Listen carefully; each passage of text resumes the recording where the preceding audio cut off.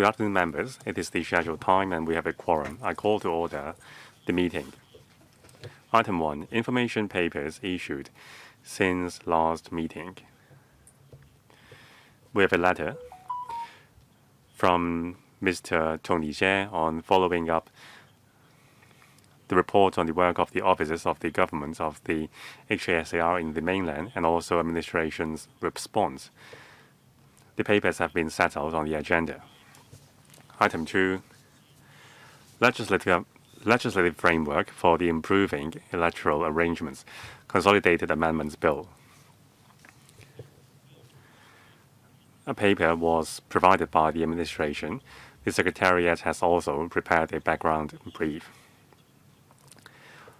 I will now ask the Secretariat, to invite the government officials to come in.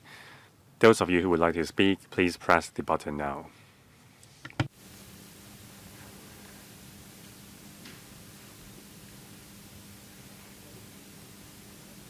So far, 10 members have pressed the button. Please hurry if you haven't yet. I foresee a lively debate concerning this item, so please press the button now. Secretary for Constitutional and Mainland Affairs, ready when you are for the briefing. Thank you, Chairman. Chairman, members, I'm pleased to consult members on the proposed legislative framework for the improving electoral arrangements, Consolidated Amendments Bill. In 2022, we have improved the electoral system by passing the Consolidated Bill to improve electoral arrangements, and in 2023, we have improved district governance and district councils, fully implementing the principle of patriots administering Hong Kong. As mentioned by President Xi, the new election system is in line with the one country, two systems principles and is compatible with Hong Kong's long-term interests and growth of democracy. We need to cherish it. In the interim, we have conducted several important elections. For example, the 2022 Chief Executive election and 2023 District Council Ordinary or General election. The smooth implementation of these elections highlights the strengths of the improved electoral system. It lays a solid foundation for a prosperous future in Hong Kong. In 2025, according to the prevailing electoral laws, we will hold the next Legislative Council General election and the election committee subsector by-election. In order that the upcoming elections and future elections can be conducted smoothly, we have taken an in-depth review and taken stock of the experience gained from the past elections. We have also taken on board views put forward by election committee subsector members. In particular, we have established the subcommittee on improving the practical arrangements for elections. We thank the subcommittee for their invaluable views. Having considered the various views, we will introduce a consolidated amendments bill to improve electoral arrangements, to improve the practical arrangements and the workflow. First, we will lay a foundation to introduce smart ballot box as well as information technology to enhance the speed and efficiency of our electoral process, so that on the premises that election is held in a fair, transparent, and highly efficient manner, we can continue to enhance the electoral arrangements. First, we plan to introduce smart ballot box in individual elections or constituencies under suitable conditions. When suitable, the Electoral Affairs Commission or the EAC may also introduce smart ballot box for conducting the election process. The smart ballot box would feature a ballot paper checking function to aid electors in ensuring if their ballot papers are validly marked. If the ballot papers are recognized to be possibly invalid, the smart ballot box would remind electors to confirm if their ballot papers may be marked wrongly, thereby providing greater safeguard to electors in exercising their voting rights. It will reduce questionable and invalid ballot papers and facilitate counting process downstream. Now, while taking into account factors such as efficiency enhancements, safety and security, privacy protection, and public perception, we will consider whether to adopt the technology arrangements concerned. The EAC will also ensure various cardinal election principles like voting secrecy will remain unaffected. Over the past few years, we have been simplifying and smoothening election workflow to provide facilitation. For example, increasing the number of statutory ballot boxes or counters to shorten the voting time, announcing real-time waiting time at various polling stations, carrying arrangements, and also electronic voter register system. Now, on the premises that the impartiality and transparency of counting are not affected, we will further speed up and simplify the counting process. It includes empowering the EAC to use counting machines to facilitate counting of votes. We also propose to streamline some counting procedures and also reducing the electorate thresholds of a small polling station so that the counting process can be sped up. We also propose technical amendments through the bill to introduce a series of measures to facilitate candidates. Also, we propose to adjust the ceiling for election expenses and financial assistance for Legislative Council general elections in accordance with the accumulated changes of the Composite Consumer Price Index. We will raise the threshold for the amount of election donations necessitating issuance of receipts. We will also facilitate the electors' registration process and shorten the time for appointment of agents and empower the EAC to disseminate election information in digital form. Also, after the improvements in the electoral system and district governance, there are now 10 geographical constituencies for Electoral, while the initial 452 district council constituency areas have been changed to 44 new constituency areas. Under this context, the delineation of LCGCs no longer has any necessary connection with the geographical constituencies. Therefore, we propose making relevant amendments to remove the connection between the two in law to reflect the new situation. The relevant bill drafting work is in the final stretch. To ensure that the enhanced measures can be implemented in time, we plan to introduce the bill for electoral scrutiny within Q1 next year. I emphasize that the enhanced measures were a product of experience collected in the past few years, as well as in accordance with the recommendations made by the Subcommittee on improving the practical arrangements for elections. In considering these measures, the government will be prudent. We will ensure that the elections are take place in accordance with the principle of impartiality and transparency and efficiency, while providing facilitation for electors and candidates. I invite members' views for the proposed bill. My team and I will answer your questions. Members, we have 55 minutes for discussion of the item, but we have to hand over the venue, the room, at 4:30 sharp. So I don't think there is any time for a second round of questions. Now, the members who have pressed the button are Professor Chen Wing-Kwong, Dr. Teck Chi Yun, Mr. Tony TSE, Ms. Carmen Kan, Mr. Tang Fei, Dr. Tan Yuehen, Mr. Kingsley Wong, Mr. Brave Chan, Deputy Chairman, Mr. Yim Kong, Mr. Ma Fung Kwok, Mr. Martin Liao, and number 12, Professor Priscilla Leung. Each member will have 4 minutes, including questions and answers. Please be succinct. I also ask the Secretary to do the same. I will keep the time strictly. If there are no questions, let's begin. Professor Chen Wing-Kwong. Thank you, Chairman. Now, I'm pleased to see the government's continuous efforts in enhancing electoral arrangements. There are some questions, though. Now, more IT and smart technologies will be introduced in the voting process. I support it. But we have seen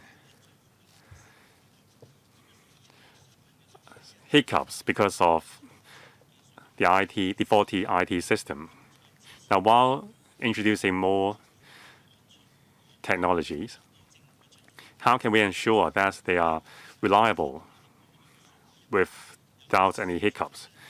Now, in the past, there was a small group of people who deliberately disturbed the order of election by doodling on the voting ballots.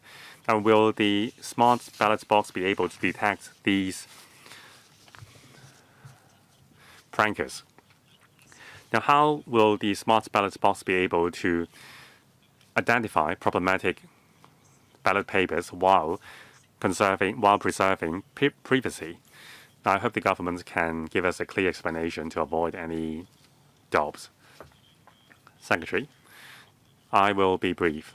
First, how we have taken stock of our past experience in using information technology to avoid hiccups. Now, in the last District Council general election, the electronic voter registry system had a malfunction. We have conducted a thorough investigation, and the EAC submitted a report in April this year detailing the reasons behind the malfunctioning, and a series of recommendations were made to ensure the stability and reliability of the system in the future. For example, a committee on developing and maintaining core electronic system will be established, comprising third-party experts. Also, the Digital Policy Office will engage third-party professionals to conduct an audit check on our computer system to ensure that the loading and the capacity is sufficient. We also have a technical advisory committee comprising IT stakeholders and also representatives from the HKUST and also REO and the Digital Policy Office. The work scope covers the testing, design, and loading test for the system. We will implement multiple layers of safeguards to prevent any malfunctioning. Now, about the smart ballot box arrangement, we did have similar arrangements in the past.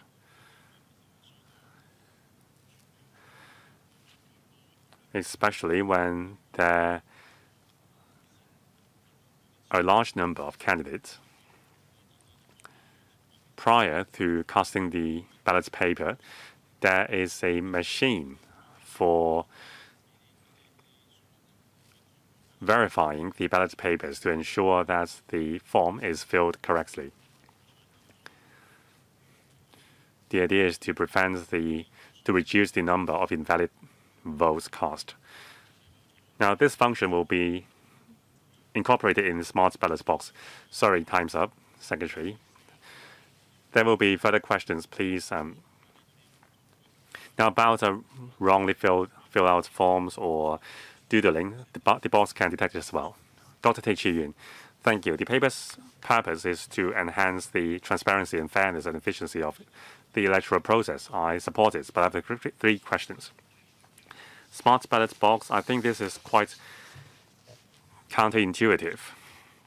For those who are not very familiar with the ballot process, I think public education is more meaningful. Concerning casting invalid votes or doodling on the votes on the ballot paper, that is also a choice of the elector. If they don't like the candidates, they can cast an invalid vote. But if the smart ballot box gives a prompt, an alert, that would be undermining the privacy.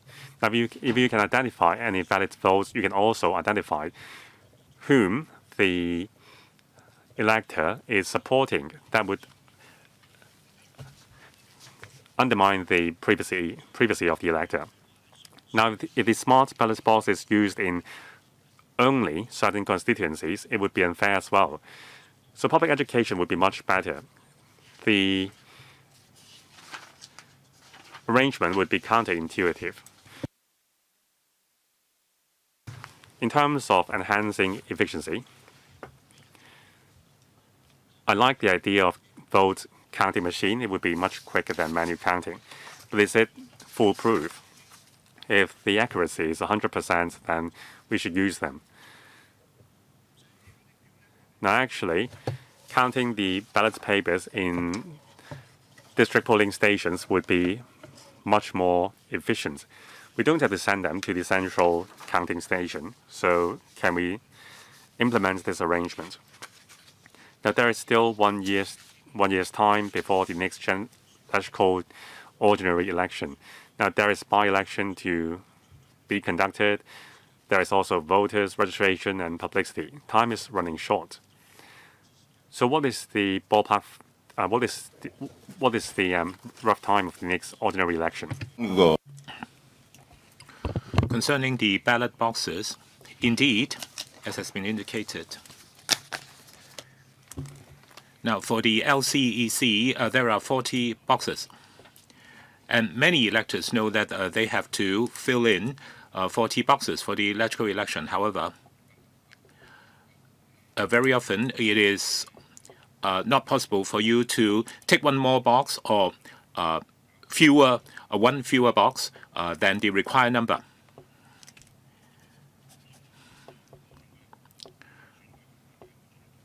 So this is a measure that is going to prevent that from happening, and this is really to safeguard the rights of the electors.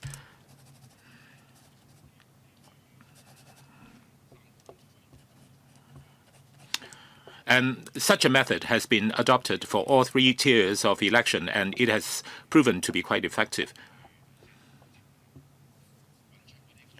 We are not trying to identify voters that have deliberately defaced the votes. Actually, during the process of voting, there is no CCTV involved, and you don't have to produce your ID card. And there is absolutely no way for us to identify who you are. So the privacy of voters is preserved. And our main purpose really is to reduce the situation where erroneously voters tick the boxes, leading to the vote becoming invalid.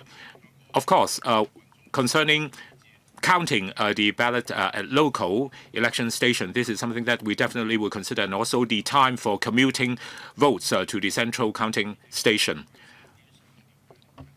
I've got 3 points that I would like to make. First of all, about the smart ballot box. If it is tested and proven to be effective, now how come it is only applied to individual constituencies on a selective basis? And as for the submission of electronic signature or e-signature, you are saying that you are going to accept that. Now, what exactly does it mean? Does it mean signature by a digital encryption certificate? Now, you really have to give a clear definition to e-signature, because if you were to introduce it without a clear definition, it would not work well. And paragraph 7C of the paper says that the government proposes that flexibility should be given to the EAC to use counting at central counting station or alternatively at other stations. I think the decision-making process must be efficient and must be swift. And secondly, you have to notify the candidates to appoint a polling agent or a counting agent or himself personally to oversee the counting of the votes. And so how can you identify the candidates efficiently? Because if all of a sudden the candidate learns that the counting is going to take place in another place that he at first thinks it's going to be, then it's going to be inconvenient for him. Okay, I'm going to spend a little bit of time on this. Within the legislative framework, actually, we're going to introduce flexibility. Basically, there is still some time between now and next year's elections. And so a lot of the technologies are now under testing and are now being provided for. But on the ground, exactly how they are going to be played out, we are still considering the best way forward. Indeed, there is flexibility whereby we could opt for a traditional way or we could opt for the smart way. So it all depends on the testing of technologies and the applicability of new technologies before coming to a final decision. And in due course, we're going to come back to you when we have specifics for the arrangements as to how and where is the technology going to be applied. So don't be over worried about this at this point in time. As for the central counting station, indeed, in the past, after certain FC or EC elections, votes were being taken back to central counting station for counting. But that proved to be very time-consuming because we're talking about 600-odd counting stations, and all at the same time, the votes from these stations will be taken to the central counting station. And so that could create room for confusion and also delay. In future, we are aiming at higher efficiency and higher accuracy. And that is why we want to introduce flexibility so that we have more room for maneuver. As for e-signature being accepted for election, I'm going to defer to my colleague, Madam Chan. As for the e-form or the e-ballot paper, our thinking is that in future, during the process of signing, all they have to do is to scan themselves into the system and then to write digital language onto the ballot paper or a certain e-format onto the ballot paper, and that will be accepted. Indeed, I support the use of more technologies in the process of election.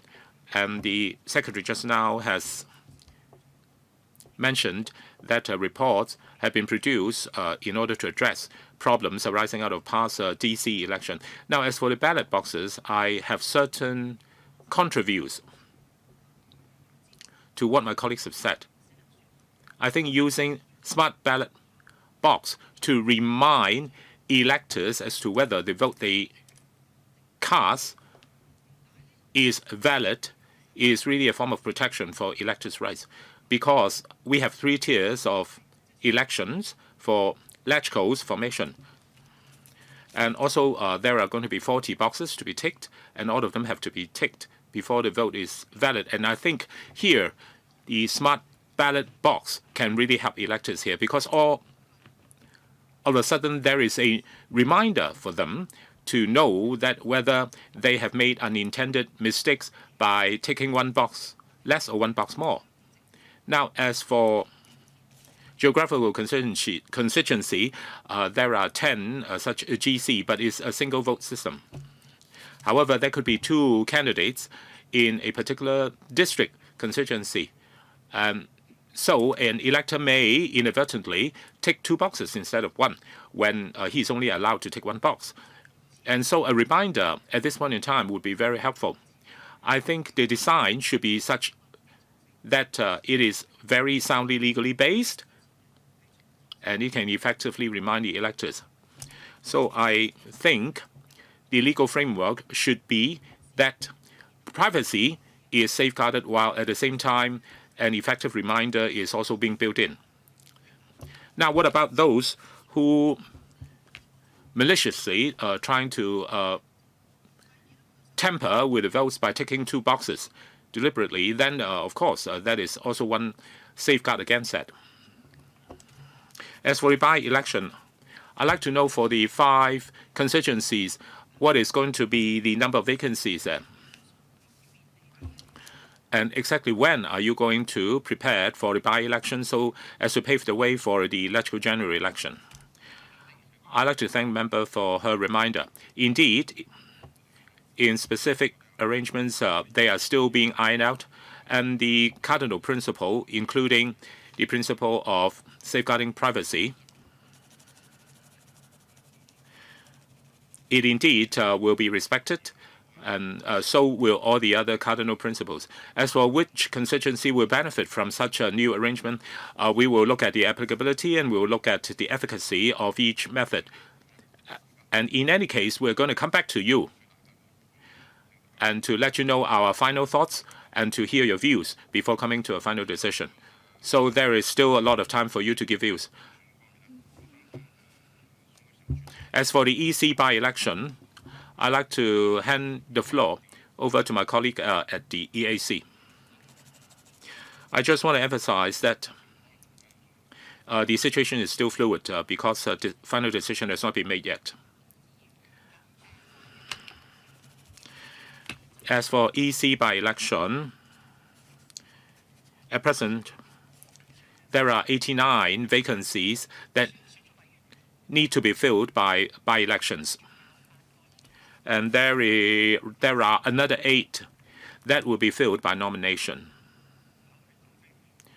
Mr. Tang Fei, 2 questions and 1 suggestion. The suggestion will come in the middle. First, about the ballot box, the smart one. If indeed the government decides to adopt smart ballot box, you at the same time also have to consider the flow of arrangements at the polling station and to avoid embarrassing situation for candidates. Because if the smart ballot box is able to very swiftly detect erroneous votes, then first of all, there must be workers at the polling station to alert the elector that cast the erroneous vote. I think that is kind of quite embarrassing because all of a sudden you are casting a vote and a staff comes to tell you that you have cast the vote mistakenly in a wrong way, then that is embarrassing for the electors. And so I'd like to know whether that elector has to join the queue again at the end of the queue, and also exactly how things are going to play out. I think you have to design that very carefully. I am never concerned about imprecision or inaccuracies being brought about by the introduction of e-technology, because that is going to be few and far between. I'm worried about the manual parts of the process, where after introduction of e-technologies, there are still bits and pieces here and there that you need to introduce a manual maneuver. And I think those are the bits and pieces that could be prone to mistakes. And so if you are to engage a contractor during the process of testing, you should invite us, members on this panel, to really look at the process and look at the testing arrangement to make sure that everything is all right. I think that will increase its credibility. I think smart ballot box can increase accuracy and at the same time can increase the efficiency of counting. I think that is laudable. But what about electors that are residing outside of Hong Kong or on the mainland? So for people or for the electors that remain within Hong Kong, definitely the efficiency of polling will be increased. But what about electors that are on the mainland? I think that is kind of awkward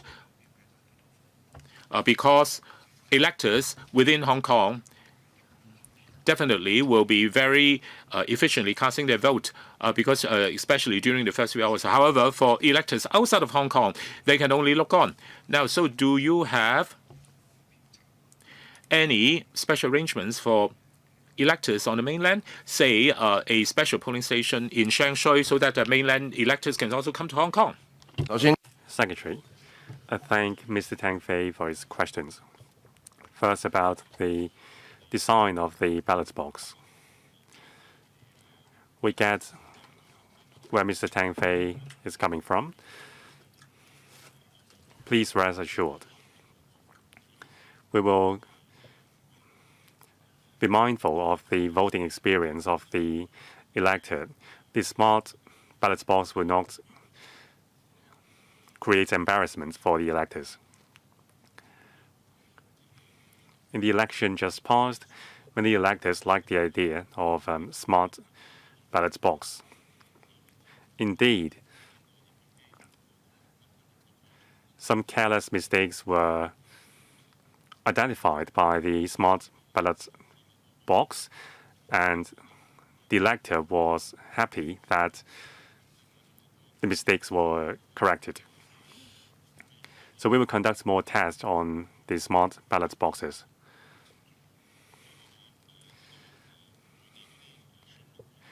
About facilitating Hong Kong residents residing in the mainland to vote in Hong Kong, we will implement facilitation measures to help them. Next, Dr. Tan Yuehan. Thank you, Chairman. I have two questions. First, paragraph 8D and E of the paper. That is, the ceiling for election expenses would be adjusted upwards according to the accumulated changes of the CCPI, and the financial assistance for the electoral general election would also be adjusted according to the CCPI changes. I believe the change is going to be an increase. So after the improvements in the electoral system, the process has become smoother and smoother. Now, the entire public is very concerned about government spending amidst fiscal deficits. There are lots of views that we should cut expenditure. So compared with the last election, the expenditure was $258 million. So is there room for compressing the expenditure this time around? Second, about digitalization of the voting process, I fully agree with the direction.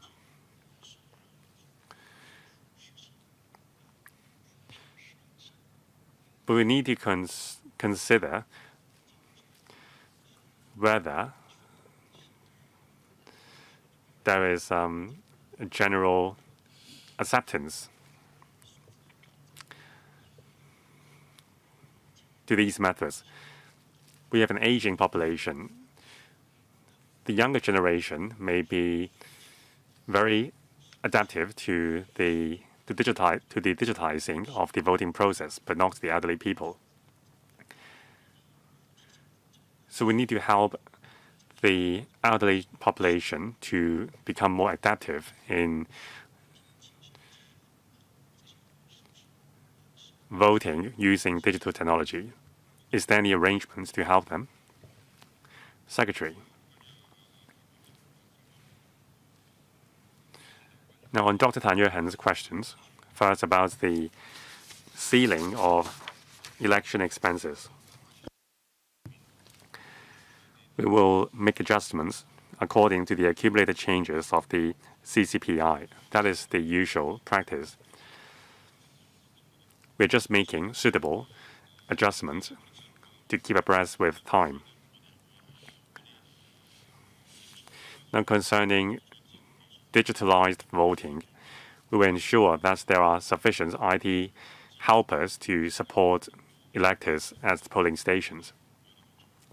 Also, for polling station staff, we will give them adequate training so that they can answer electors' questions and provide assistance in voting.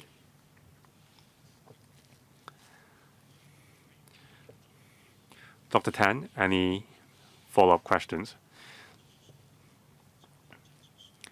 I heard the reply. That is CCPI changes. That is how we are keeping abreast with time. But the fiscal deficit is what we should pay attention to. Thank you.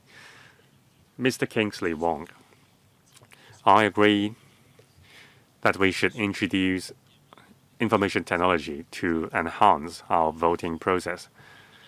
Now, there are lots of complaints about the long election process and the long counting time, and also ineffective use of manpower. Now, the paper says that the smart ballot box can identify invalidly marked votes. Can these smart ballot boxes do the counting as well? This has been done in other countries already. So we are an international INT center. We should be able to do that. Of course, there is the privacy concern, but we can be prudent and test the technology in the election committee subsector by election. I think with the smart ballot box doing the counting, we can know the results very rapidly. If the ballot boxes are not functioning as planned, we can revert to manual counting. So we need to keep abreast with time. Secretary, thank you, Mr. Kingsley Wong, for your suggestions. Indeed, smart technologies are very matured and sophisticated. It is very stable. Now, besides enhancing efficiency and protecting privacy, public perception is also an important consideration. We don't rule out any possibility. Depending on the development of the technology and the outcome of tests. If all concerns are addressed, then we will consider implementing the arrangements. We will take note of Mr. Kingsley Wong's suggestion. We will consider which method is the best. Any follow-up questions, Mr. Wong? Next, Mr. Brave Chen, Deputy Chairman. Thank you, Chairman. I also thank the Secretary for his attendance. Generally speaking, I agree with the directions. Many proposals are based on suggestions made by the DAB. Now, this is the time when we are emerging from chaos to stability to prosperity. We surely hope that the rule of law in Hong Kong can further progress. Now, we have implemented smart ballot box once before. If you mark the ballot paper wrongly, then it would be a waste of your right to vote. Now, to avoid embarrassment, maybe we should place the smart ballot box in an inconspicuous corner of the polling station.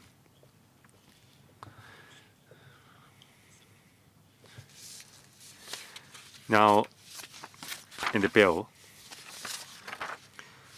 the government's proposed to remove the connection between Electoral geographical constituencies and district council constituencies. So can you explain to us why this removal of connection would be beneficial to the developments of democracy in Hong Kong? I just want to avoid any misunderstandings. Thank you, Mr. Brave Chen. About smart ballot boxes, as I said, when we implement the boxes, we will take members' views further. About the geographical constituencies delineation, let me elaborate. When we improve the electoral system, the number of geographical constituencies for the electoral has been reduced to 10. Now, these are the culmination of the some 452 district council constituency areas. We delineated the electoral constituency into 10 based on the population in each area. Now, when we reformed the district council election in Hong Kong, we have integrated the DC geographical constituencies into 44 new constituency areas. The considerations were based on district governance and giving better play to district councillors' advisory roles. So the considerations behind the two are different. Now, if we are to maintain the connection between the 10 GCs for Electoral with the 44 new DCGCs,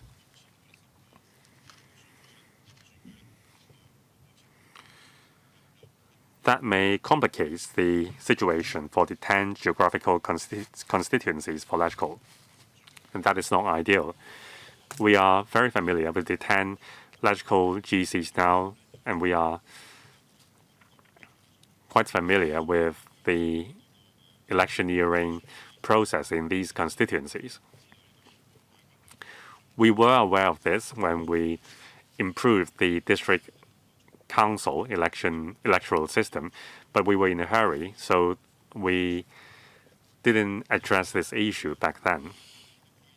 Now we are addressing it.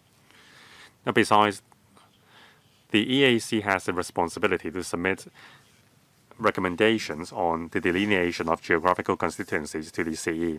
That should be made within 36 months subsequent to the previous election. Now, since we would like to introduce an amendment bill, the Chief Executive has, in accordance with the law, offered an extension to that period to allow the EAC to submit the report in June next year. That is why, subject to the passage of this bill by the Electoral, we still have time for the EAC to make recommendations to the CE concerning the geographical constituency delineation. Mr. Yim Kong, thank you. Digitalization of the voting process will significantly enhance our efficiency in voting and counting of votes. This is meaningful for Hong Kong's status as an international INT center. Now, the paper says that smart ballot box will be introduced for individual elections or constituencies. This will avoid manual mistakes, human error, and reduce the number of invalid votes. This is good. But the technology is still developing. There are still uncertainties in terms of privacy, stability, and reliability. If legal challenges arise from these issues, what will happen? A judicial review will take months, even years, so it may cause delay to the election. Now, concerning digitalization of voting, for smaller constituencies, for example, election committee,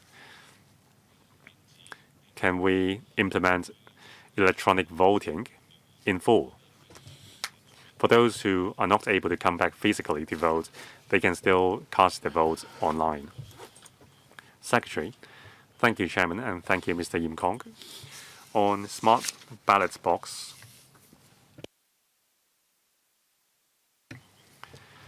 we're still at a development stage of the technology. As I said, having considered the past experience, pursuant to the recommendations of the EAC, we are going to introduce layers of safeguard to ensure that the system can run in a stable manner. We will also have a plan B.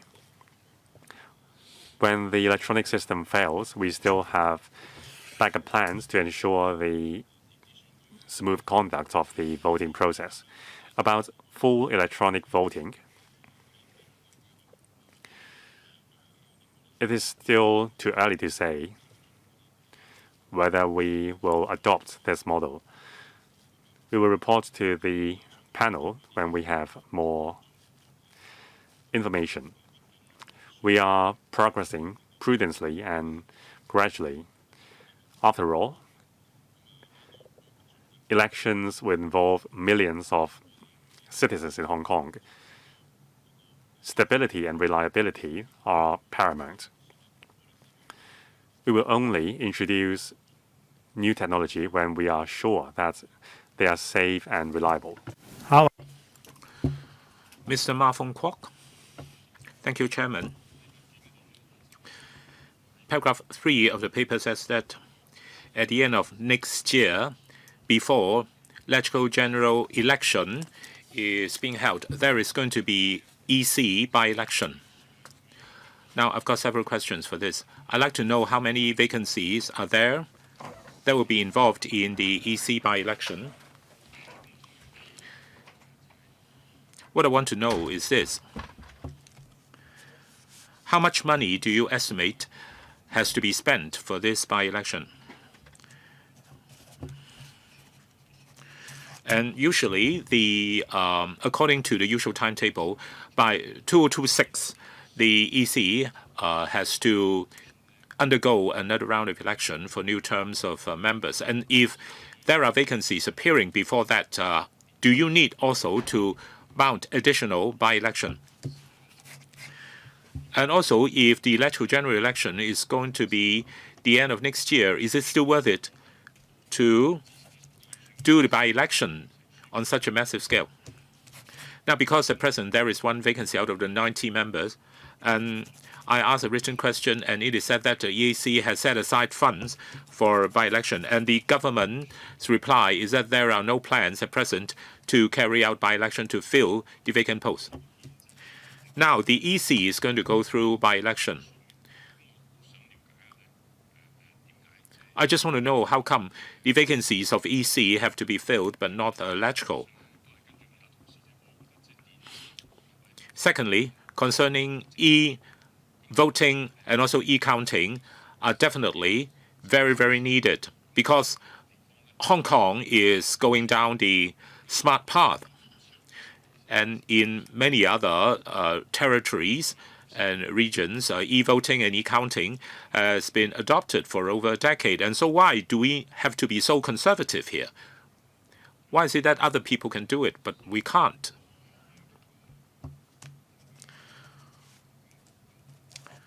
First of all, concerning by-election for EC, earlier on, Madam Khan has raised a similar question. And the question was about the estimated number of vacancies that are involved here.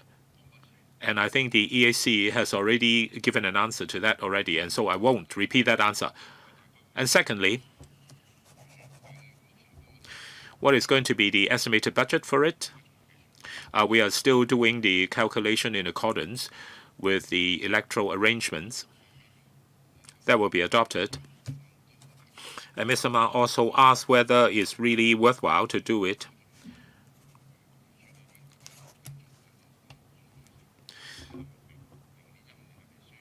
Because in 2026, we are going to have an election for EC, and so is it worthwhile to do a by-election in 2024? But that is required by law. Legally, we have to do it.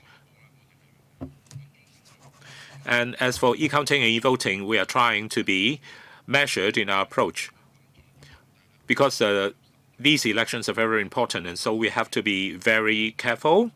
We don't want to encounter situations where there are major mistakes or major hiccups because there isn't going to be any room for NGs. Definitely, we'll move forward. We are going to be progressive. Even if there is possibility of hiccups, it is not going to deter us. We will continue to press forward in order to make our voting and counting processes more advanced and also more efficient. Mr. Martin Liu,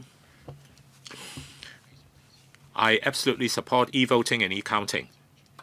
But unfortunately, in the past, there have been cases where there is miscommunication among government departments and also statutory agencies and so on and so forth, and also technical hiccups have occurred. I'd like to know for the next electoral election,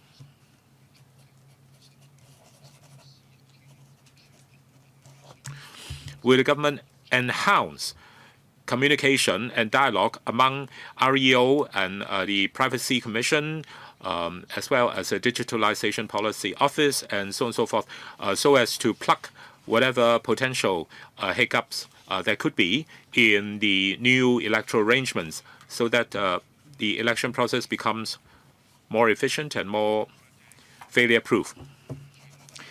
I thank Mr. Liu for his very pragmatic question. Indeed, various government agencies have to communicate among themselves in order to make election possible. Indeed, in future, we're going to further enhance that. We're going to talk to various government departments and agencies, such as DPO, the Privacy Commission, and so on and so forth. We are definitely going to seek to enhance communication among them. As for simulated testing, indeed, we are going to further fine-tune it. In the past, indeed, hiccups have occurred, and in the light of those, we are going to tweak the system to make sure that improvement is effective where needed, and also enhancement is being implemented where needed, and also to make it more user-friendly and more efficient. Thank you. Any further questions? No? Madam Priscilla Leung.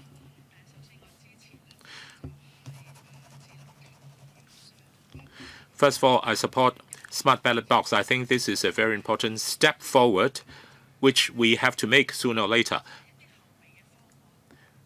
As for the backup plans,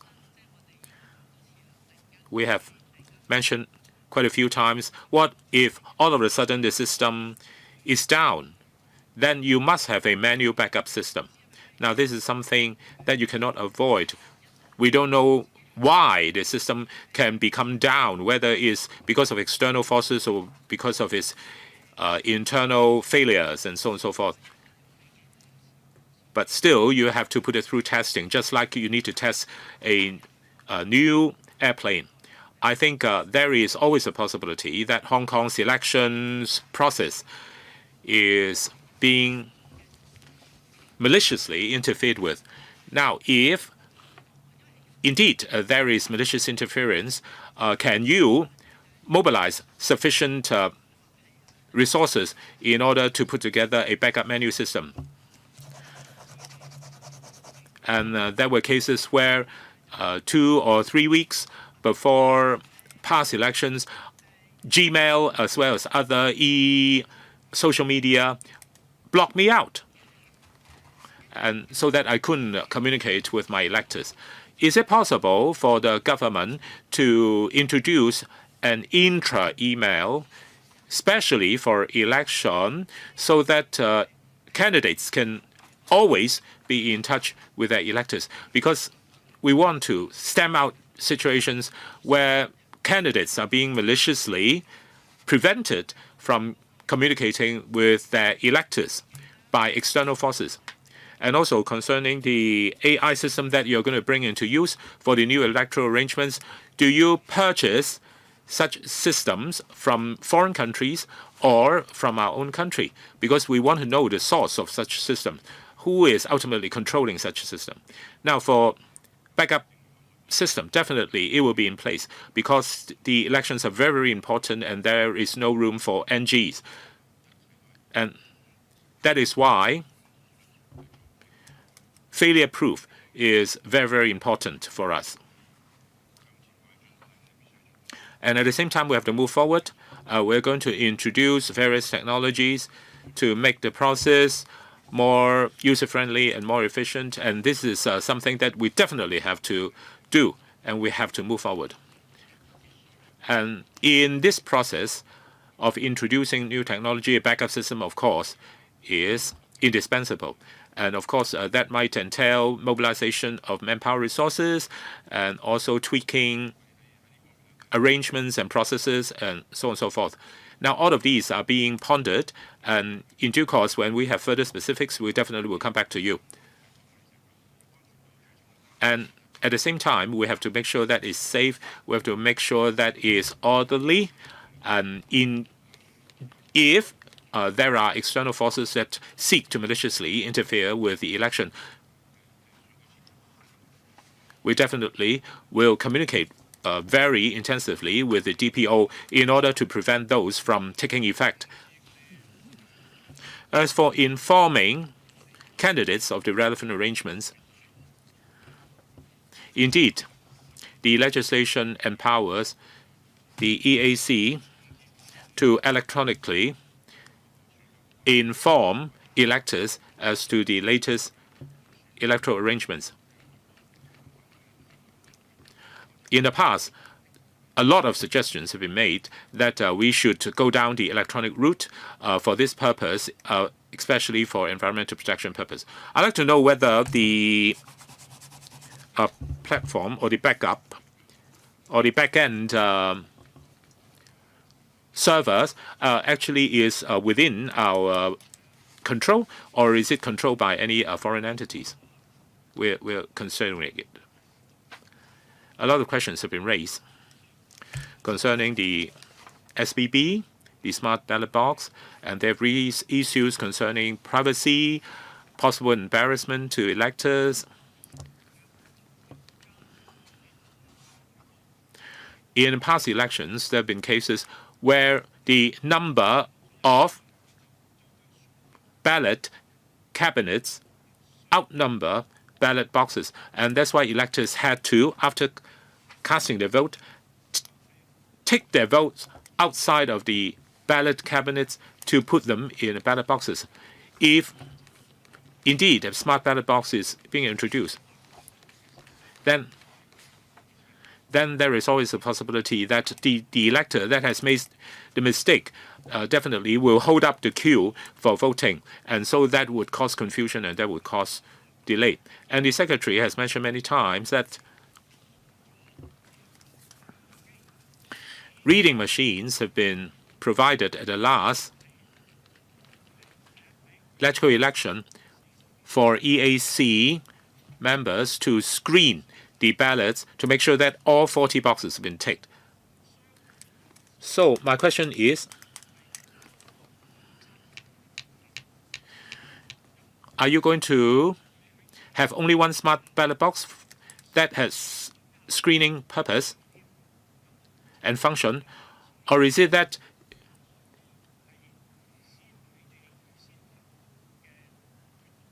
you will also provide a screening or a screener, especially for electors, so that electors have the choice to screen their ballot paper to see whether everything is in order?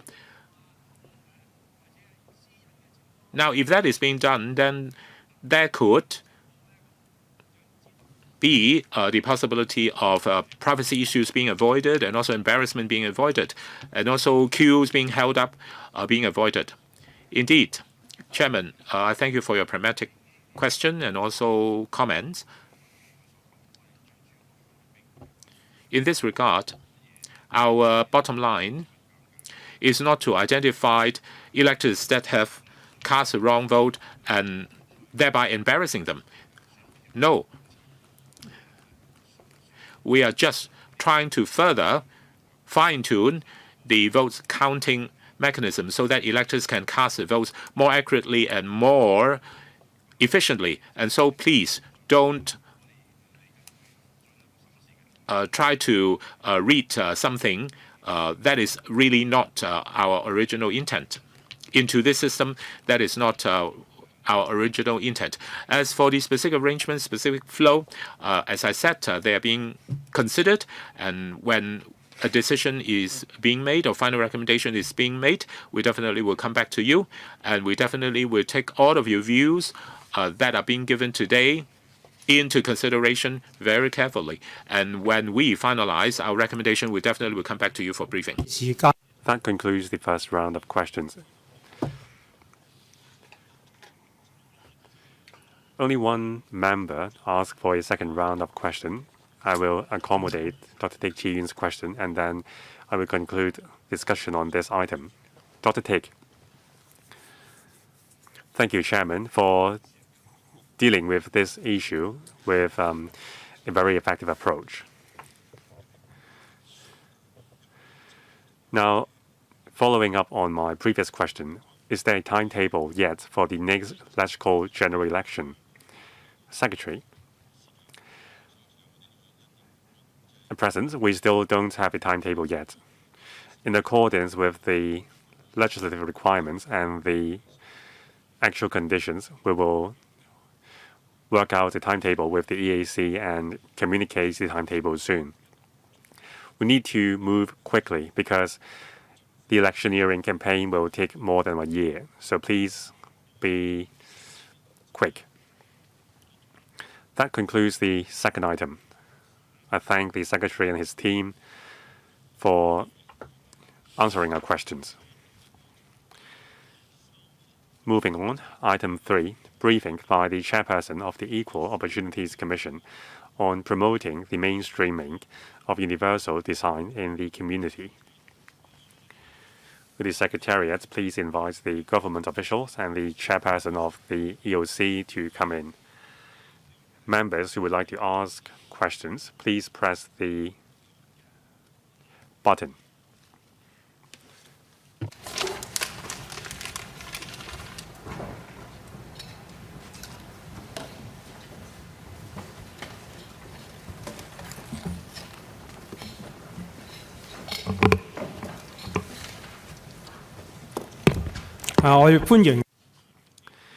I welcome the Chairperson of the EOC, Ms. Linda Lam, and representatives from the CMAB for attending the discussion of this item. I understand that the Chairperson of the EOC will present a PowerPoint presentation to members. Let's look at the PowerPoint first. Thank you, Chairman. Today, the EOC would like to brief members on our work in promoting the mainstreaming of universal design in the community. Details of the work are set out in the paper submitted to the panel. Over the years, through 2 types of work, we have been promoting equal participation in society by people with disabilities. Through complaints investigation and dispute conciliation, we are cracking down on discriminatory behaviors. Also, we are promoting the establishment of a barrier-free community to encourage participation in community affairs by people with disabilities. In December 2006, in accordance with Section 66 of the Disability Discrimination Ordinance, we conducted an audit investigation on the accessibility of major public premises in Hong Kong. In 2010, in June, we published the report and recommendations were made. In response, the government initiated a large-scale retrofitting program involving $1.3 billion. The Housing Authority also enhanced accessibility for around 240 premises. On digital environment, from 2013 to 2017, together with the Digital Policy Office, that is the former office of the government's Chief Information Officer, we jointly organized 4 rounds of web accessibility recognition scheme to encourage enterprises and organizations to adopt accessibility design in their websites and mobile applications to facilitate persons with visual and hearing impairments or other disabilities. Since then, the scheme has been taken up and organized by the Hong Kong Internet Registration Corporation Limited, with the DPO being the co-organizer and the EOC as an independent advisor. Starting from 2024, the scheme has been renamed to the Digital Accessibility Recognition Scheme, which is an important initiative to promote accessibility in the digital environment. In recent years, we have been proactively promoting the adoption of the concepts of universal design among various sectors to facilitate accessibility in society and build an inclusive society. Article 2 of the United Nations Convention on the Rights of Persons with Disabilities defines universal design as the design of products, environments, programs, and services to be usable by all people to the greatest extent possible without the need for adaptation or specialized design. In short, universal design is a design for all and user-centric design concept, incorporating the concepts of inclusivity from the very beginning of the design process so that everyone can share the design outcomes.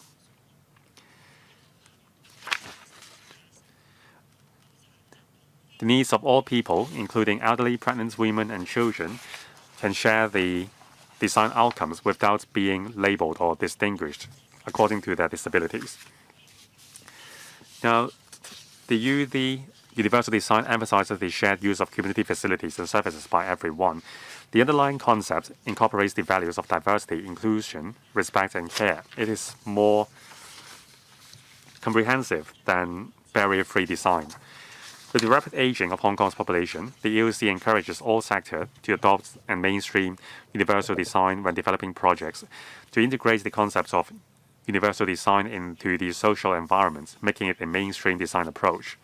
Over the past 2 years, we have promoted the concept of universal design. On the 30th of October last year, we published the practical guide titled How to Support Persons with Disabilities, Practical Guide on Universal Design for Catering Services. The guide covers how accommodation can be incorporated in the design to accommodate customers with various needs. Also, on the 22nd of November last year, we held a seminar titled Application of Accessible Technology in Catering Services to encourage restaurant operators to introduce barrier-free technologies to serve customers with different needs, thus achieving digital inclusivity. Now, to encourage awareness in society, from January to November this year, we have launched the first Universal Design Award Scheme 2024 and 5. Through education, seminars, awards, and other initiatives, we have promoted the mainstreaming of universal design. The award scheme invited participation from various public and private organizations. Participants are required to list the good practices and designs that adopt universal design. The outstanding organizations will be recognized and awarded a certificate of award. The award scheme comprises 5 application categories covering places frequently visited by the public in their daily life, including shopping malls and retail spaces, office buildings and office spaces, restaurants, buildings and sites with recreational, sports, or cultural purposes, and revitalized sites. The award scheme is supported by 11 stakeholder organizations and various government departments, and also with the support of the Property Management Services Authority and the Chartered Institute of Housing Asian Pacific Branch, we have organized 2 online seminars in January and March this year to promote the concepts of universal design to some 600 property management professionals. We also briefed them on the award scheme. We encourage these professionals to promote universal design to the companies or the organizations they serve. In the first 4 months this year, we have organized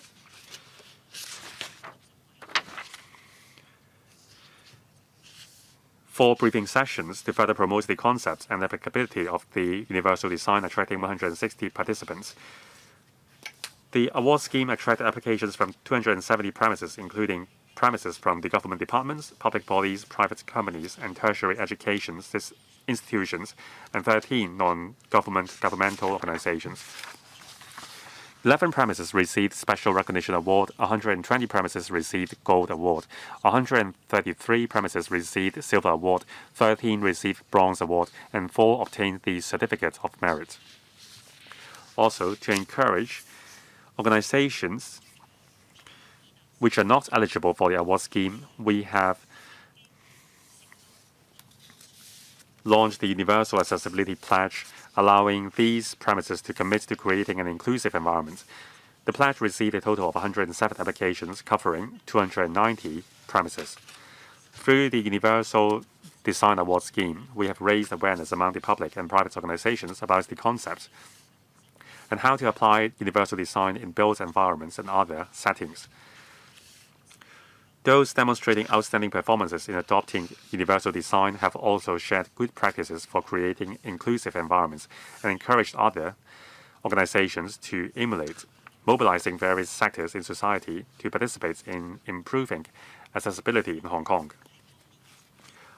Also, on the 15th of July this year, we organized the Accessible for All at Hong Kong Symposium to encourage different sectors in society to explore ways to enhance Hong Kong's barrier-free environments and facilities, fostering an inclusive, accessible, and age-friendly city. This seminar featured expert speakers from the architecture, housing, information and innovation technology, academia, banking, and healthcare sectors. Experts from the mainland and representatives from the government and electoral members were also featured. They shared their experiences and insights with some 300 participants of the symposium. Besides organizing seminars and the award scheme, we also promote universal design to the workplace. Between January 2023 to September this year, we have organized 17 in-person training workshops how to serve a total of 960 participants concerning accessibility in buildings. These participants are mainly from the property management companies and government departments. We briefed these participants on the concepts of accessibility, types of barriers, and methods to pay attention to when handling complaints. Now, between 9th and 10th November this year, we attended the 3rd GBA Exchange Forum on Synergistic Promotion of Disability Rights and Services, co-held by the Shenzhen University and the China Disability Research Society. The EOC was also one of the supporting organizers. One of the themes is the construction and evaluation system of barrier-free environments. The EOC shared our experience in promoting universal design through the implementation of the Universal Design Award Scheme, as well as the outstanding practices of recognized organizations in the area of universal design. The concept of universal design is an inclusive and comprehensive design concept. It does not highlight or emphasize the needs of any specific groups or underlying user differences. Thus, it can better eliminate barriers and build social inclusion. The EOC will continue to promote universal design and facilitate accessibility in society, and we will continue to contribute to the development of a barrier-free GBA. Now, let me share a 2-minute video clip with members. It is the special awardee of the Charcoal Lane Park.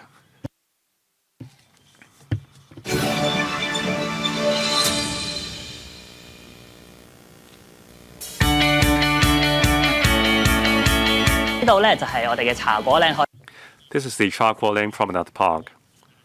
污水泵房，我哋呢一個嘅觀塘污水泵房最近亦都係完成咗一系列嘅優化工程。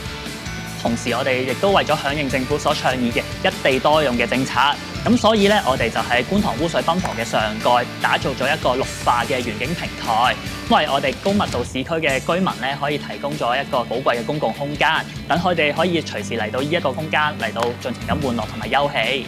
我哋呢一個嘅園景平台都可以滿足到咧唔同通達無障礙嘅需求，符合我哋成個社會嘅發展大趨勢。以靈活、多變、好玩、自然為我哋嘅設計理念，通過融合自然嘅元素咧，為社區各類嘅人士，如家庭、長者或者上班族，或者係唔同年齡同埋唔同能力嘅人士，都可以喺呢度盡情咁享用呢一個嘅園景平台，實現跨代共融。呢個平台入邊咧，我哋有超過60組嘅遊樂設施，除咗一般嘅千秋之外啦，我哋亦都有一啲無障礙嘅千秋。咁個千秋嘅設計咧就好似 sofa 咁樣，仲加埋安全帶添。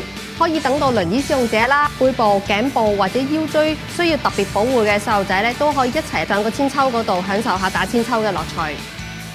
咁另外咧，我哋亦都有一個無障礙嘅氹氹轉，佢個出入口就同個平台係平嘅，個輪椅可以直接咁推入去個氹氹轉嗰度。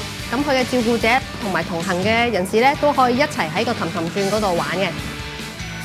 我哋咧亦都有好多家庭友善嘅設施嘅，例如洗手間入邊嘅育嬰室都有一啲座位俾家長可以等啲小朋友。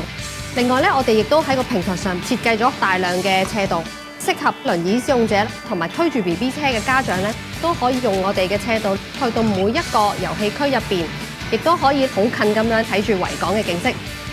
我哋好希望啦，一家大細唔單止係父母子女，連埋我哋嘅4大長老都可以一齊咧嚟園景平台嗰度享用。再加埋我哋嘅無障礙設施啦，呢一個園景平台唔單止係一個公園，仲係一個加強社區共融嘅好地方。好，而家係 Now it's time for questions. 5 members have indicated that they wish to ask questions. They are Mr. Teck Chi-yun, Mr. Yim Kong, Mr. Chan Yong, Deputy Chairman Mr. Tony TSE, and Mr. Hon Chow. Our meeting has to end at 4:30, and there are 5 members that want to speak, and so each of them will have 5 minutes, both question and answer included. I'd like to thank the Equal Opportunities Commission to put together this inclusive and inclusion scheme.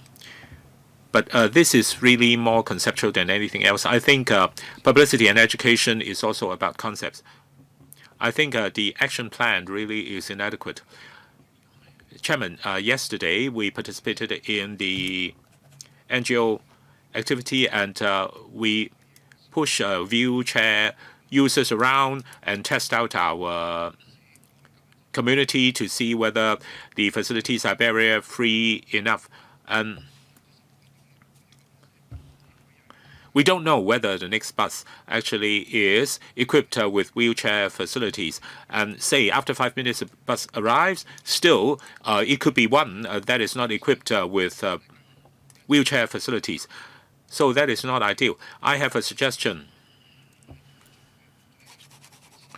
I think it is indeed a good start to have the accessibility facilities being installed at various venues. I think we should engage the district officer to do it in all 18 districts because there are task forces within each district office and district council. I think the universal design should be applied to each road and also each street. Of course, the new pieces of infrastructure would be more prone to being modified for universal design. Now, you may need some time to do this, say 3 years. Now, apart from doing the universal design, you should then take a 3 years' time in order to gradually modify all of the infrastructure within your community to incorporate universal design. I think if you can have such concrete action plan for all 18 districts, then elderly people, disabled people, and parents will all benefit. I think you should really have a concrete action plan for implementation at the district level so that universal design is being adopted for all pieces of infrastructure, big and small, even down to the smallest infrastructure. Chairperson, I thank member for that suggestion. Indeed, we do realize that we need to work harder in order to promote accessibility and barrier-free environment within society, and we really need to redouble our efforts. Many buildings in Hong Kong are old buildings, and they may have been built many, many years ago. And also on the Hong Kong island, the topography is such that there are many slopes and there are many areas with certain gradient. And so a lot of the institutions and a lot of the facilities, we need to address the difficult problem of overcoming such topography. As for mobilizing all 18 district offices and district councils to participate in this scheme, now one question is whether all of them are willing to participate. And secondly, for new buildings and new infrastructure, of course, it is easier for them to incorporate universal design. And we'll try to mobilize various institutions and organizations to modify existing structures or even old structures to incorporate universal design. But how willing are they in participating in this scheme, and whether such organizations and bodies such as the district councils are restricted by resources? Now that is a question that we don't have an answer to. Of course, I realize that, but I think the Equal Opportunities Commission should take the lead. And also, if you can implement that in, say, 2 to 3 districts, and other districts will follow suit. Because universal design actually is going to benefit everyone in our society. Indeed, there would be technical difficulties for certain areas for incorporating universal design, but there must be areas that can be easily used to test out a universal design. In the past, when the government had the political view, the government implemented installing elevators for footbridges. I think gradually that was being done over the years.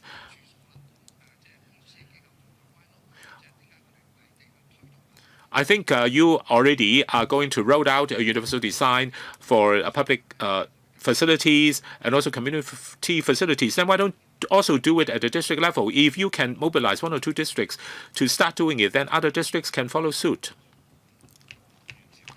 Mr. Yim Kong. Indeed, the Equal Opportunities Commission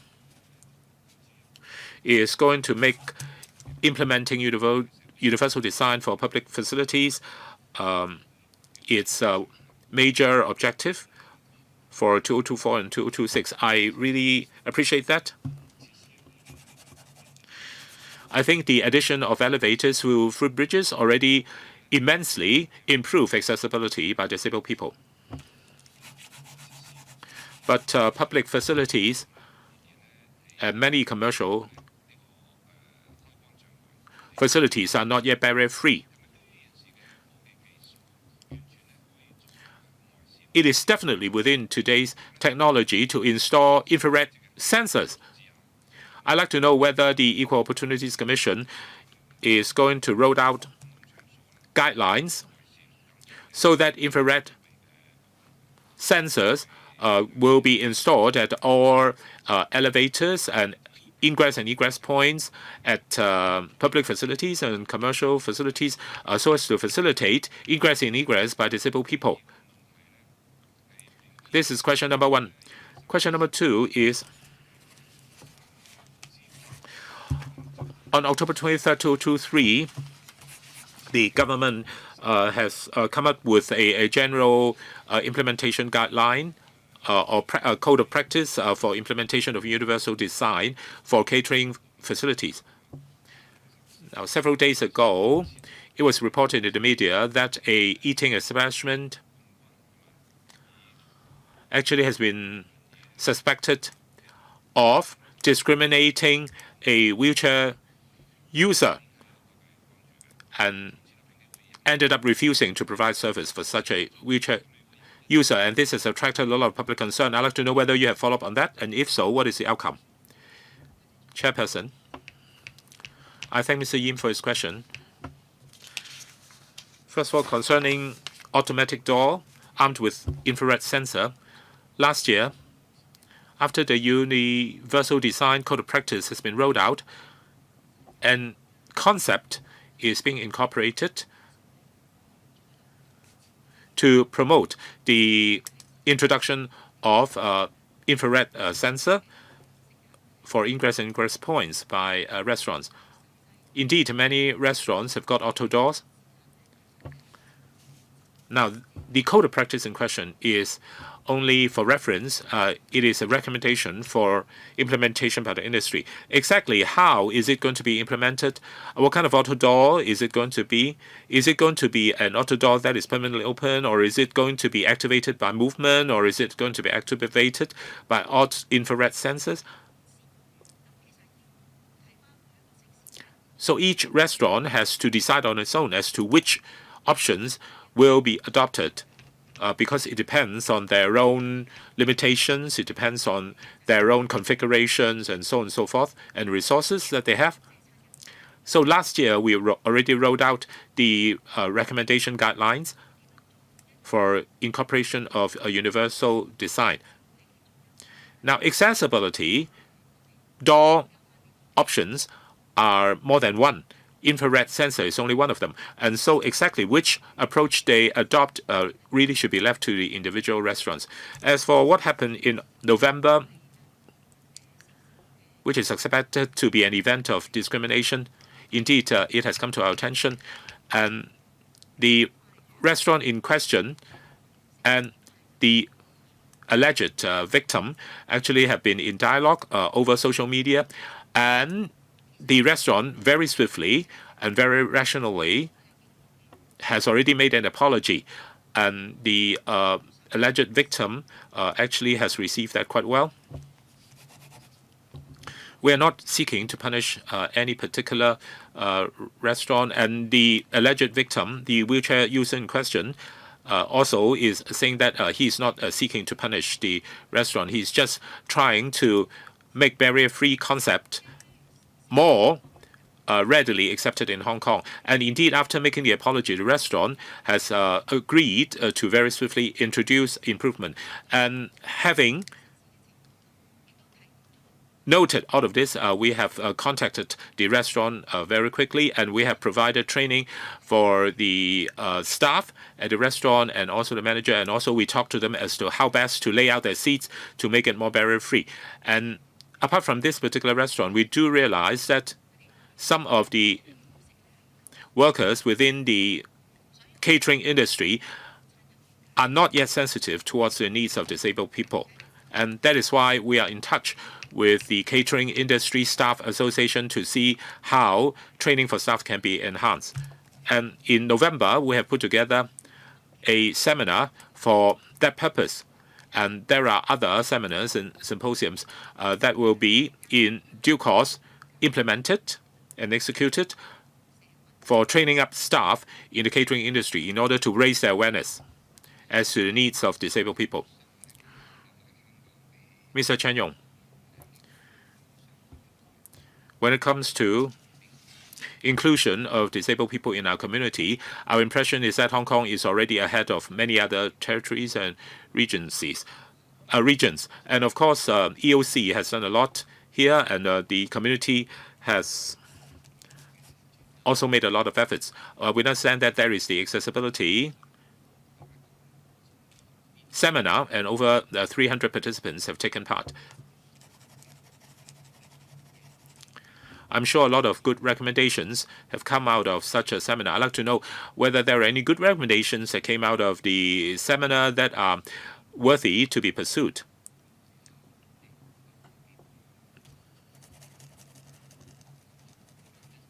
And what is your plan of following up on the good recommendations that came out of the seminar? I thank Mr. Chan Yong for his question. Indeed, through the seminar, we were being put in touch with many good ideas and suggestions. And IT sector and architectural sector in Hong Kong, as well as mainland parties, have also given a lot of input, because on the mainland, the legislation to enshrine barrier-free facilities is being launched last year. And so we have also invited two of them to come along to share views with us. I think there are 2 points specifically that we need to follow up on. First, some industry people say that we should consider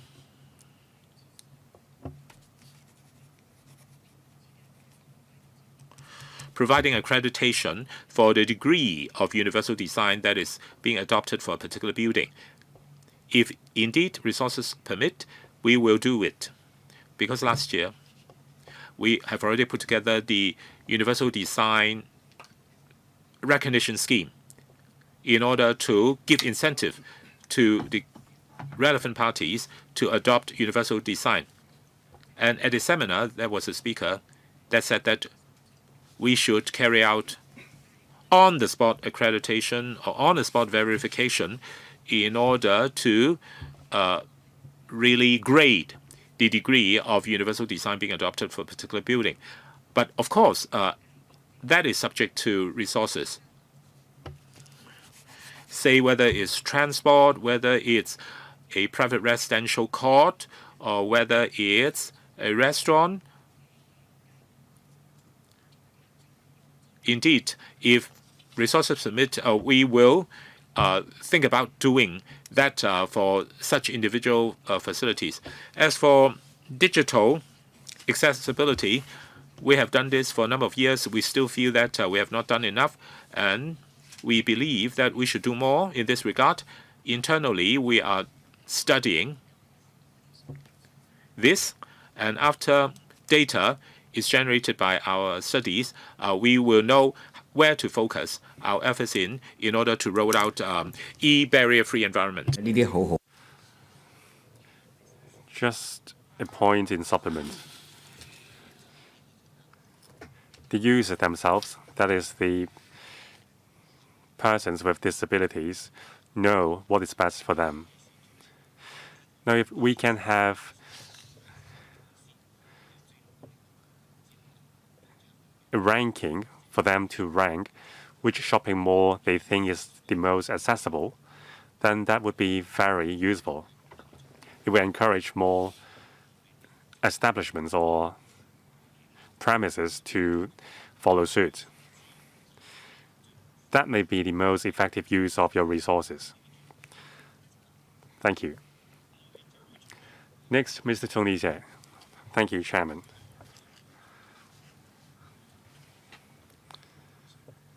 Of course, I'm all for building an inclusive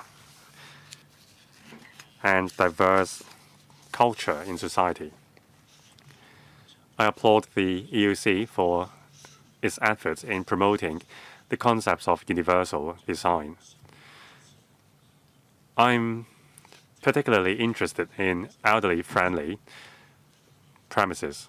Now, after several years of fighting for the cause, the Chief Executive has finally included this as a goal in the policy address.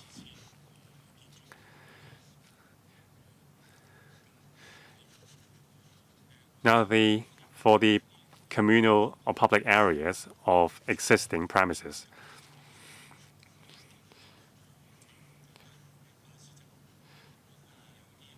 we still see some minor improvements yet to be implemented. For example, just a panel for elderly people to lean against while waiting for the bus. It doesn't cost much, and we have been calling for it for many years. Now, there are several ways to do it. One, through statutory requirements and legislative amendments. Second, incentives or encouragement. Or third, guidelines. The EUC opts for the third method. So I believe relevant government departments and bureaus need to promote the adoption of these guidelines. We need to require or encourage designers to adopt these guidelines in their design.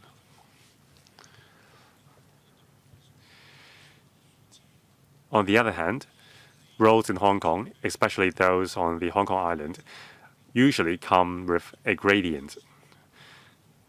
And it is not very user-friendly for the elderly people. Can we create a better walking environment for the elderly people?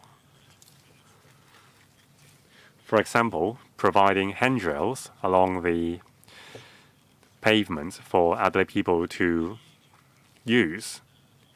Still, it won't cost much. I believe we can go creative in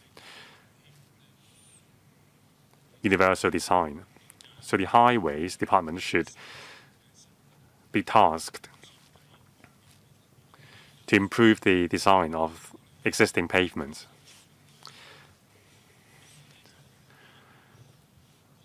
On the other hand,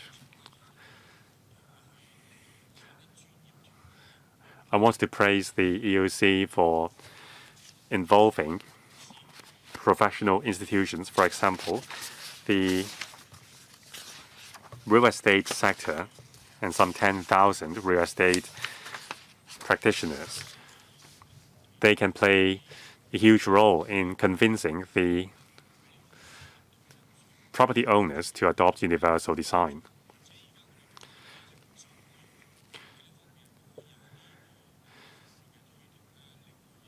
Now, in terms of when maintenance and repair is being conducted, can we persuade the premise owner to adopt universal design as well? And also, can we be flexible with the law? Sometimes adopting universal design may mean contravening some regulations. Can we provide more flexibility to owners who want to adopt these designs? So please work closely with professional bodies and other stakeholders. Any response from Ms. Linda Lam? Thank you, Chairman, and thank you, Mr. Jie. We agree that award is a great incentive to encourage organizations to improve their universal designs. Now, the bodies Mr. Jie mentioned, for example, the Real Estate Property Management Services Authority, has given us a lot of help. With the aging population, there will be more elderly users. Otherwise, the service providers will lose their clientele if they don't adopt universal design. The response from the business sector is very heartwarming. Now, the award scheme will end in October 2026, and already the business sector is asking when we will organize the second round of the award scheme. We will definitely do that if we have the resources. We will also mobilize other sectors to participate in the award scheme and create more categories. Second, on existing pavements, some are indeed difficult to walk on. So that's why we have issued 4 award of certificates of merit. Actually, the external environment of those organizations are very unfavorable, but still the organizations did their best to improve the accessibility. That's why we awarded them with the certificates of merit.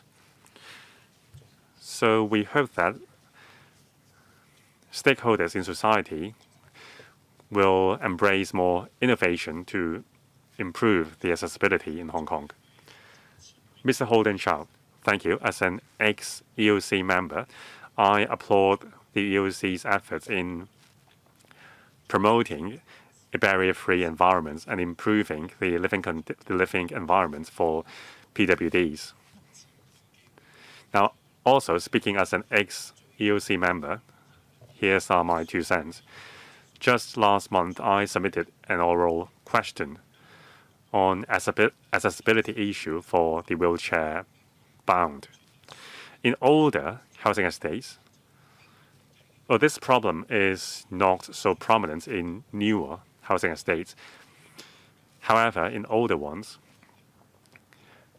the ground surface is uneven. Chairman, I believe you would have heard about this on many different occasions. It is a very bumpy ride for the wheelchair-bound, especially when there are electric wheelchair. They can go very fast, and an uneven ground may cause accidents. Now, maybe we can't repave all the ground immediately, but can we select some old estates to provide dedicated, even surfaces for people using wheelchairs?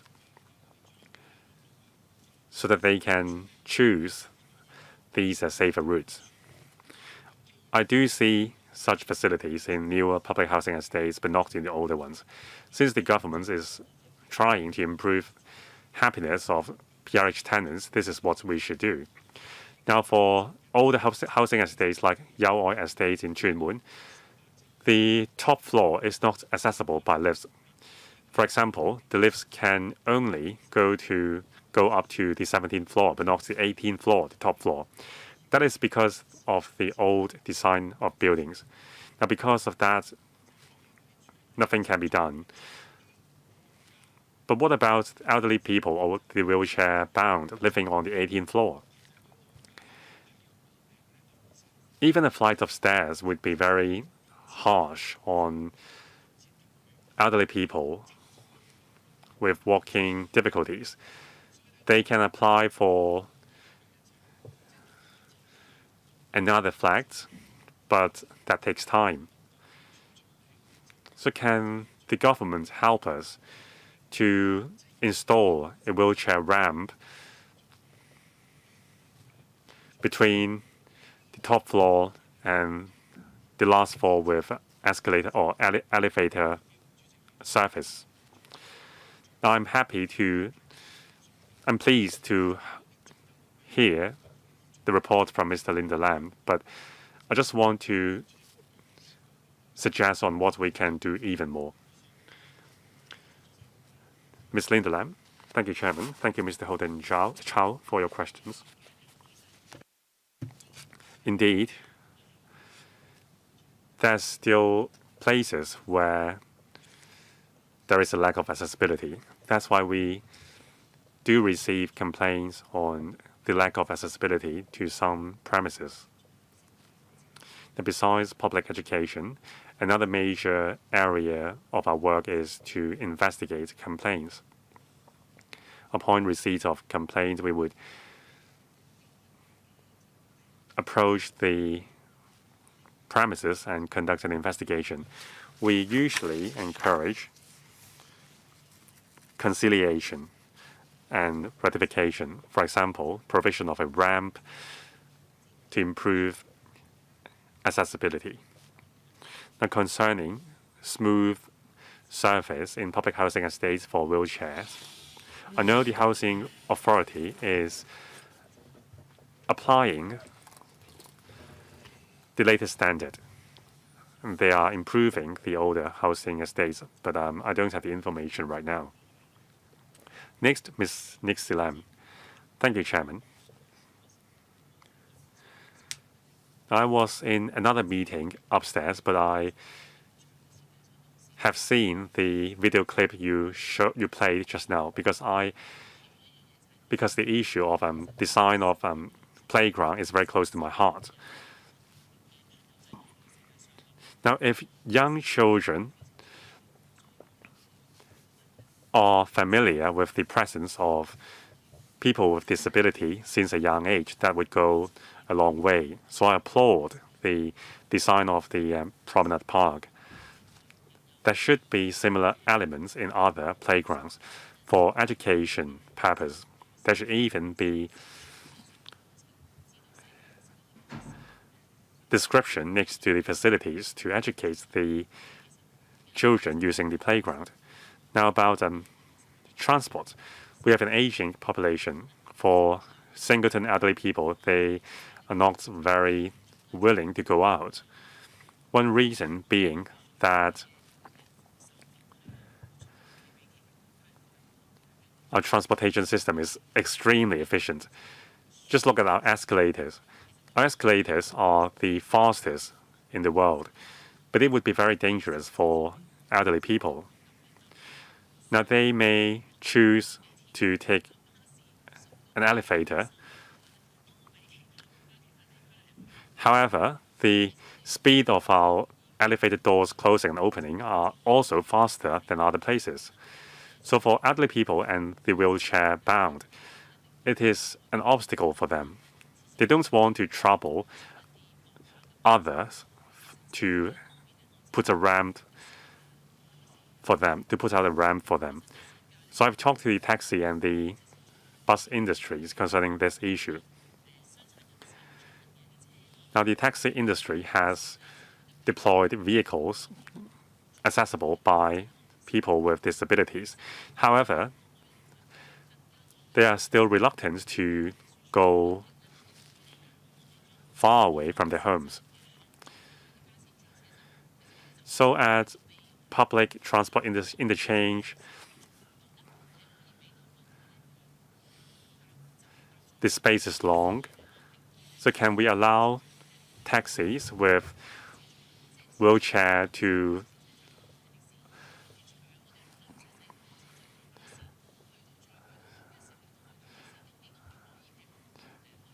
stop at these positions so that the wheelchair-bound people or elderly people can change to other transport, so that, say, a person with disability living in Tuen Mun can go to the Ocean Park easily. Now, since we are on this topic, I would like to say for the record that both the bus and taxi industries are willing to help PWDs to go farther away. Thank you, Chairman. Thank you, Member, for letting us know that both the taxi sector and the bus sector are willing to help wheelchair users. Indeed, we have always stressed that wheelchair users should have equal opportunities to transportation as well as accessibility.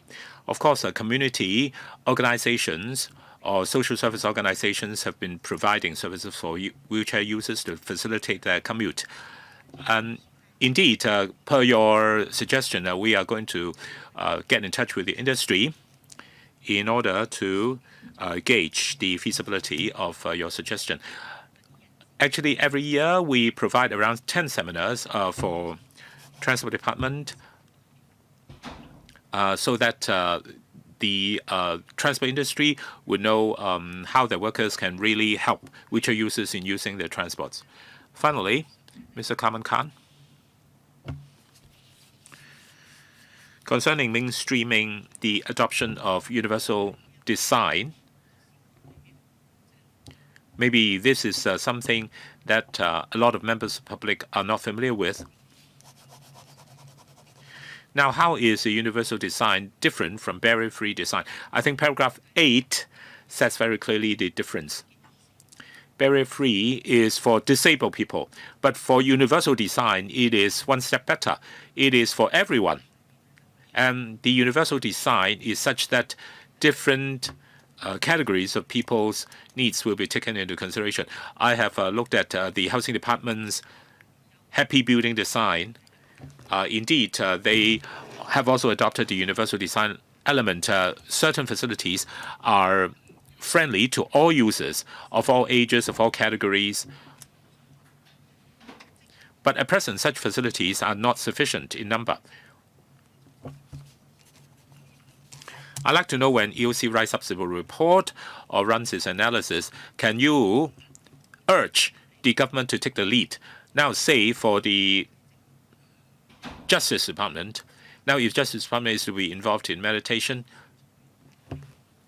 then the government will take the lead in applying the principles of mediation or mediation in government contracts in order to show an example for the rest of society. And so similarly, can you urge the government to take the lead? Say, Housing Department can take the lead, or a Transport Department can also take the lead, or other transport-related departments can also take the lead.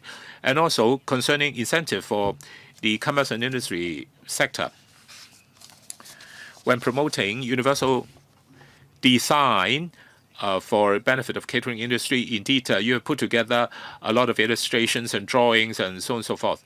Now, if you want to encourage the catering industry to adopt such a design, you have to give them certain incentive. An award is an intangible incentive, especially when the economy is at a low point. And the financial secretary is now writing up his next budget. Is it possible for the EOC to urge the government to provide certain financial incentive? Say, in order to adopt universal design, catering industry may have to incur certain costs. Now, is it possible for certain concessions to be made by the government coffer in order to generate more motivation for the catering industry to adopt universal design? Now, as for EOC's recommendations, indeed, in many of our reports, we have made a lot of recommendations. For instance, in 2016, as I have mentioned in my briefing, we have released the formal report on public areas accessibility, and the government indeed has taken some of our recommendations on board. And most of our reports actually come with recommendations. Sometimes the government adopt them. Other times the government may not adopt them right away, but after a while or after a certain period of time has elapsed, the government adopted such a recommendation. So that's our experience. As for mainstreaming universal design, we are trying to encourage both the public and private sector to adopt it. And so indeed, government departments have taken part. The Cha Kwa Lang Prominent Park is indeed a government facility, and it has been given an award, and so that is really an incentive.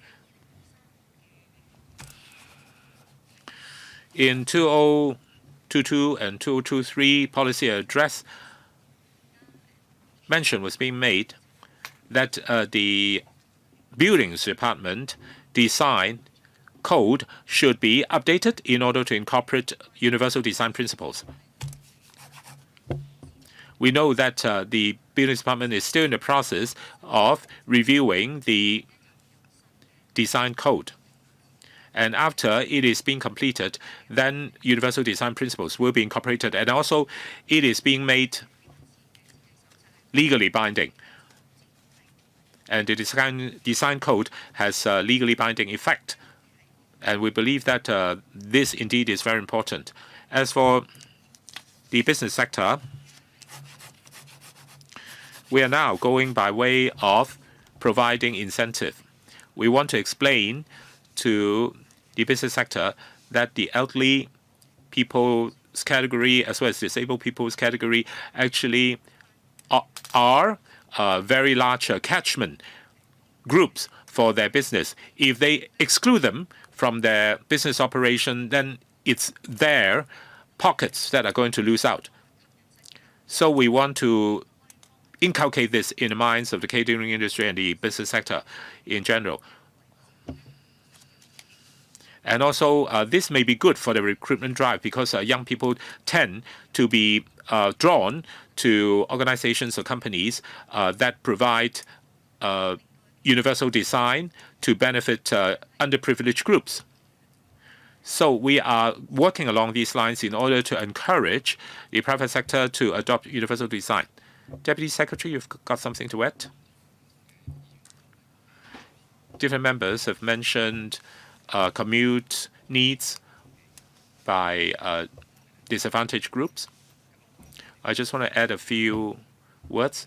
The government is now encouraging public transport or transport service operators in order to provide caring facilities so that elderly people as well as disabled people, wheelchair users, can enjoy a commute that is being done in a safe and efficient and comfortable environment. As for handrails or as for signage and as for clear directions as to the presence of ramps, we've got task forces to specially look at the needs of elderly people. As for buses, as Mr. Jay has pointed out, earlier on, the government has subsidized franchise bus operators to, at over 1,000 suitable bus stops, installed real-time bus arrival monitors.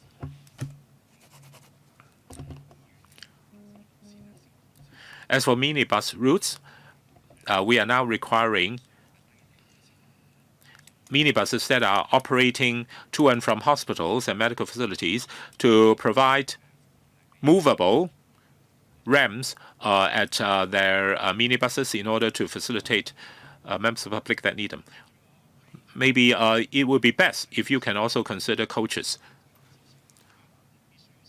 Mr. Hui Simon Lee. Okay, we are pressed for time, Mr. Lee. Please be aware of that. We need to hand over the venue at 4:30. Now, concerning the adoption of barrier-free and universal design at our public facilities, indeed, Hong Kong has moved very fast and should be lauded. As for basic design for stairs, for offices, and for public transports like buses, indeed, those are good starting points for adoption of universal design to facilitate disabled people. Now, let me give you an example. Even wheelchair design has incorporated many new features. In Hong Kong, we've got a lot of slopes because of our topography, and also many places are equipped with steps and stairs. We have noticed that in recent years, new design of wheelchairs have come out, which would enable the wheelchair to negotiate steps, ramps, or even steps. So how can you publicize the existence of such new products and new features so that members of the public are aware of the availability of such new technologies and new products? In November at the seminar, many NGOs are already aware of that, and they are trying to think of ways in order to introduce such new products into Hong Kong. Right, we wrap up our discussion on this item, and it's now item 4 on the agenda. Any other business? Now this is the last meeting of this panel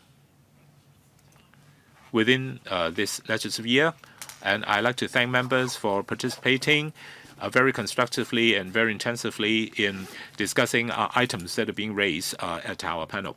And there is no other business, so I adjourn the meeting. Thank you.